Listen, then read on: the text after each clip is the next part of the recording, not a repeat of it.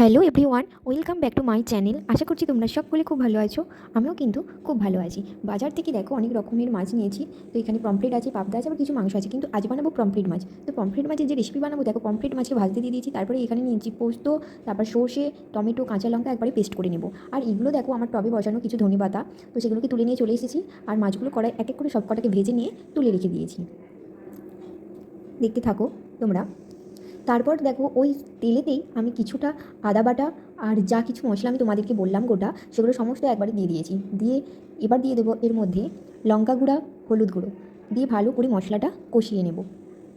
মশলা থেকে তেল ছাড়িয়ে এলে তারপর আস্তে আস্তে করে আমি দিয়ে দেবো আমার মাছ কটাকে। আর অবশ্যই তোমরা পরিমাণ মতো নুন দিতে কিন্তু ভুলবে না, কারণ নুনটাই একটা স্বাদ নিয়ে আসে। তো মশলাটা ভালোভাবে কষিয়ে নিয়ে ফুটিয়ে নিতে হবে। আর কিছু মটরশুঁটি আমি এতে অ্যাড করেছিলাম, তোমরা চাইলে নাও দিতে পারো, এতে দেওয়ার কোনো দরকার নেই, কিন্তু আমি দিয়েছিলাম। এবার একে একে প্রত্যেকটা মাছ আমি কড়াইয়ে দিয়ে দেবো। একে একে প্রত্যেক কটা মাছ আমি এখানে দিয়ে দিয়েছি।